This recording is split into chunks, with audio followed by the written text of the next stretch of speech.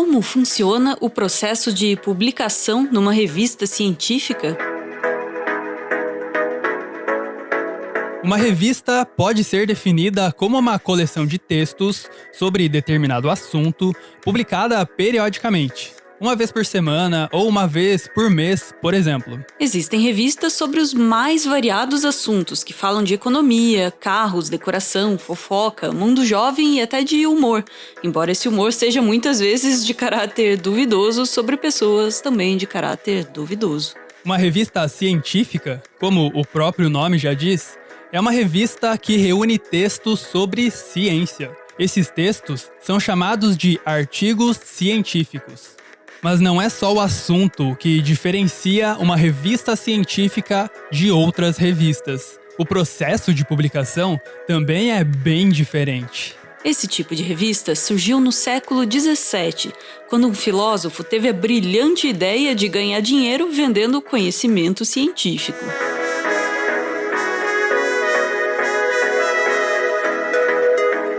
O século XVII foi bem turbulento para os ingleses. O conflito entre o rei Charles I e o parlamento inglês resultou em uma guerra civil.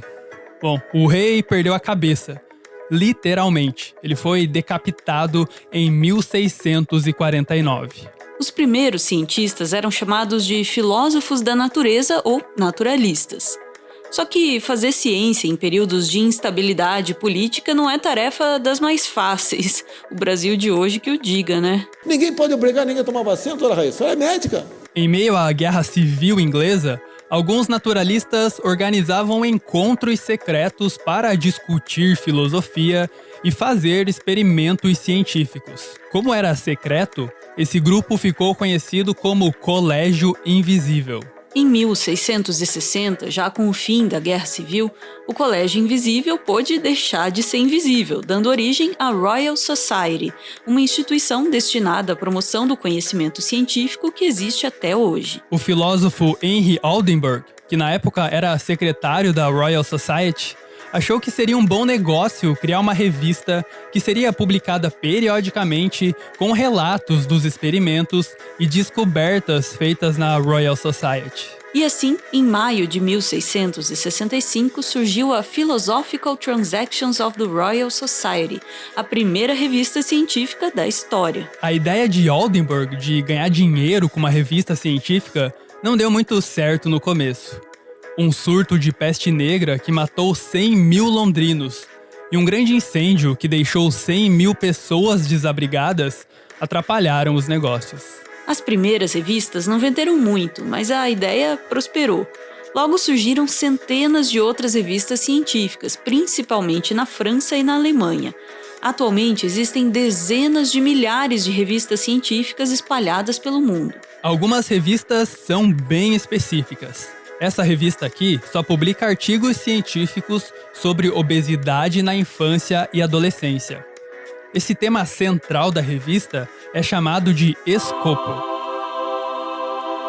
Outras revistas científicas são bem mais abrangentes, como as prestigiadas revistas Science e Nature, que publicam estudos científicos sobre quase tudo. No início, publicar um artigo científico era relativamente fácil. Com o tempo, o processo de publicação foi ficando mais rigoroso. Tão rigoroso que até o artigo sobre a descoberta da vacina foi rejeitado.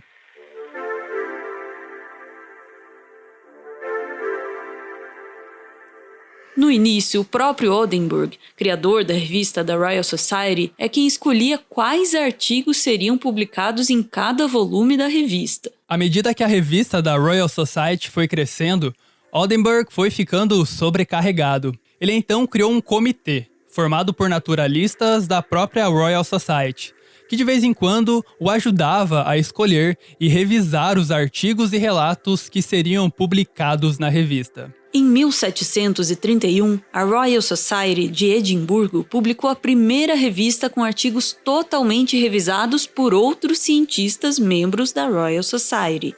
Um caso curioso de revisão da Royal Society ocorreu alguns anos depois com Edward Jenner, o pai da vacina. Em 1796, Jenner descobriu que era possível tornar uma pessoa imune à varíola se ele injetasse na pessoa uma versão mais leve do vírus que era encontrada em vacas. Uma descoberta fantástica de uma maneira de acabar com uma doença que matava 400 mil pessoas por ano na época. Animado com essa descoberta, Jenner enviou seu estudo para ser publicado na revista da Royal Society.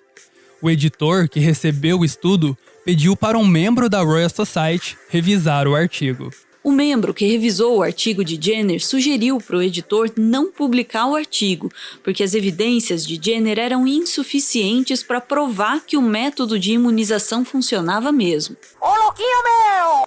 E realmente, Jenner tinha feito o teste com apenas uma única pessoa. Foi só em 1798, talvez influenciado pela rejeição desse artigo, que Jenner fez o teste com mais pessoas e confirmou a eficácia do método que hoje é utilizado para produzir a maior parte das vacinas. A revisão de artigos por outros cientistas deu tão certo que em 1832 a Royal Society passou a convidar membros externos da revista para ajudar na escolha e revisão dos artigos. Esses cientistas que voluntariamente revisam os artigos científicos são chamados de revisores. Mas nem todos os cientistas concordavam com esse processo de revisão. Albert Einstein foi um deles. Em 1936, Einstein enviou um artigo para a revista Physical Review, que na época era a principal revista científica de física. O artigo foi mandado para um revisor, que fez algumas críticas negativas. Einstein não gostou nada disso, dizendo que não deu autorização para o editor mandar o artigo para outra pessoa revisar. Einstein ficou tão magoado que nunca mais mandou nenhum artigo para essa revista. Dizem que vários artigos do Einstein foram publicados sem passar por uma revisão, porque, bom, era o Einstein. Mas hoje, por mais famoso que você seja, é muito difícil publicar um artigo numa revista de excelência sem que o texto passe por um rigoroso processo de revisão.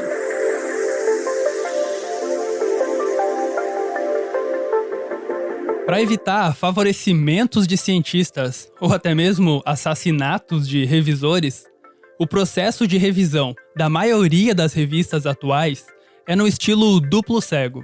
Isso significa que os autores do artigo não sabem quem está revisando o artigo, e os revisores também não sabem de quem é o artigo que eles estão revisando. No geral, o processo de publicação funciona assim.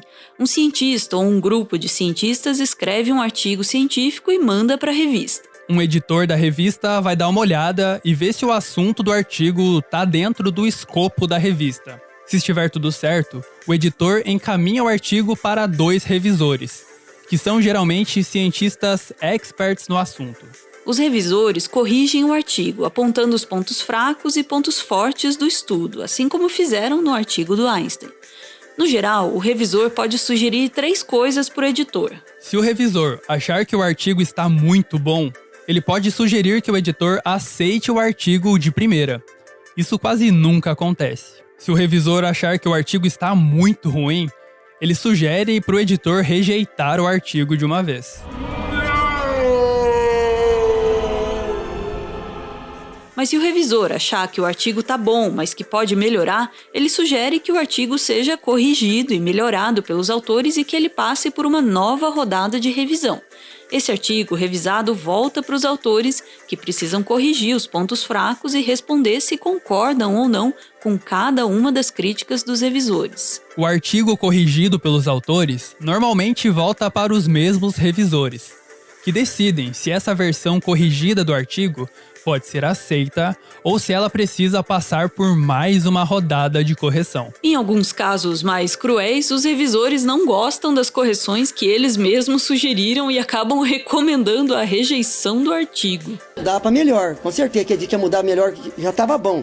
Diz que ia mudar para melhor, não estava muito bom, estava meio ruim também, estava ruim. Agora parece que piorou. Esse processo todo de revisão pode demorar algumas semanas, alguns meses ou até alguns anos. Por exemplo, esse artigo foi enviado pela primeira vez para a revista no dia 14 de junho de 1995, mas só foi aceito para publicação no dia 8 de maio de 2006. Foram quase 11 anos nesse processo de revisão, e depois de ser aceito ainda demorou mais 2 anos para ser publicado. Assim como Einstein, nem sempre os autores do estudo concordam com as críticas dos revisores. Dessa mágoa, nasceu uma piada interna entre os cientistas sobre os revisores.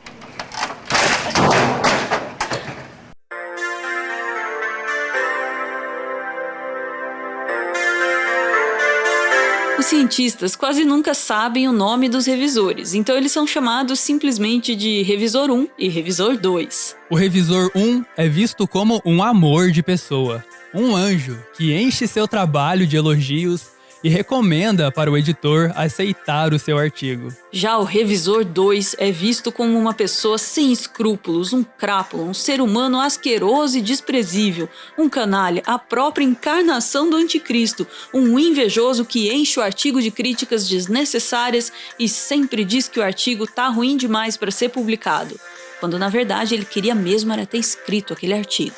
Essa piada é tão séria que em 2020 saiu um artigo científico sobre isso. O artigo científico intitulado Querido Revisor 2, vá se foder, testou essa hipótese de que o Revisor 2 é mesmo o pior dos revisores.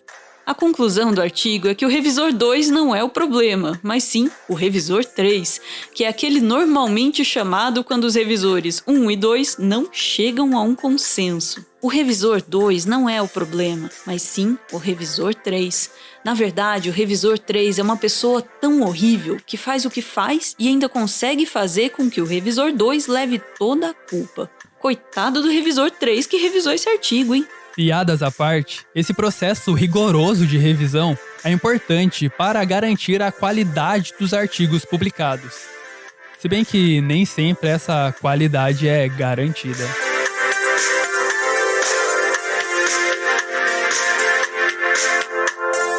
Nem sempre esse rigor na revisão tão necessário é respeitado. A ideia de ganhar dinheiro vendendo o conhecimento científico é, além de questionável, corruptível. Na maior parte das vezes, cientistas precisam pagar uma taxa para as editoras das revistas para poder publicar o artigo. Essa taxa chega a R$30 mil em algumas revistas. Esse mercado de publicações científicas movimenta mais de 10 bilhões de dólares por ano. Praticamente todo o lucro vai para os acionistas das editoras. Nesse mercado, existem revistas que publicam qualquer coisa, desde que você pague um valor para a editora. E assim eles publicam qualquer coisa mesmo, inclusive estudos mentirosos defendendo tratamentos que não funcionam. São as chamadas revistas predatórias. O processo de publicação científica está longe de ser perfeito, mas é o melhor que temos, pelo menos até o momento. Não é só o conhecimento científico que passa por mudanças ao longo do tempo. O processo de revisão desse conhecimento também pode ser aprimorado.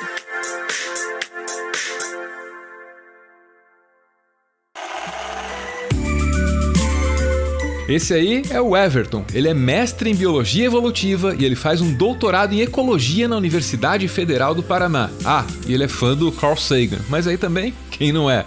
O Everton é o responsável pela pesquisa e pelo roteiro do Meteoro.exp, o nosso quadro de biologia que você acabou de ver.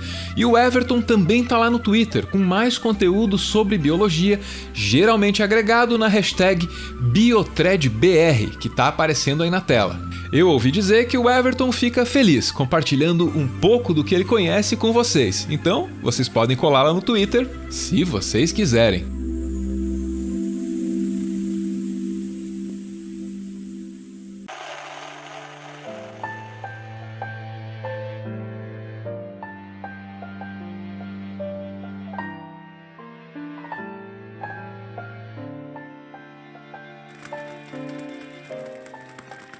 Muito obrigado por ver esse vídeo até o final. O Meteoro é mantido graças a uma campanha de financiamento coletivo. Quem participa aparece aqui no finalzinho para receber o nosso agradecimento e, claro, para homenagear quem ama.